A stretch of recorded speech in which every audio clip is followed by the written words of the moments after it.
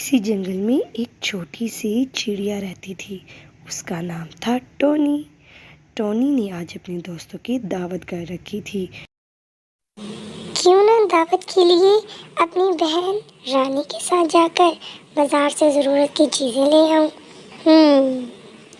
इतने में वो अपनी बहन के घर जाने के लिए रेडी होकर और अपनी बास्केट उठाकर रानी के घर जाने की तैयारी करती है और निकल पड़ती है। रास्ते में सोचती है क्यों ना मैं अपने दोस्तों के लिए समोसे बना के खिलाऊं, क्योंकि मुझे समोसे बहुत अच्छे आते हैं बनाना। टोनी रानी के घर जाती है। रानी उसे देखकर बहुत खुश होती है और उसके आने की वजह पूछती है। रानी बहन, तुम्हें पता है आज मैंने अपने दोस्तों की दावत की है। अच्छा, ये तो बहुत अच्छी बात है, फिर तो बहुत मज़ा आएगा।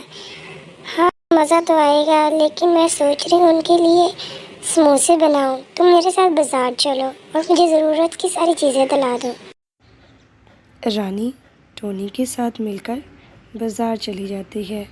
रास्ते में उसे रानी बताती है कि मेरी दोस्त की सब्ज़ियों और फलों की दुकान है, आओ तुम्हें मैं वहाँ से ज़रूरत की चीज़ें दिला दूँ।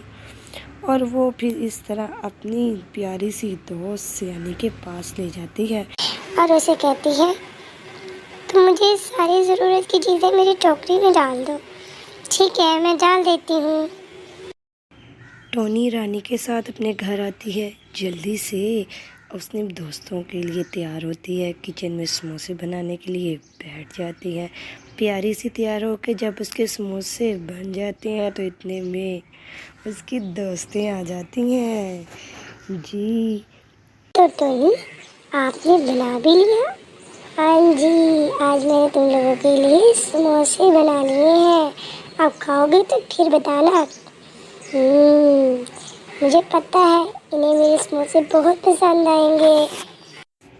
टोनी प्लेट में गर्मा गर्म समोसे निकाल कर अपनी दोस्तों को खिलाती है। दोस्तें खाती हैं और खूब तारीफ़ करती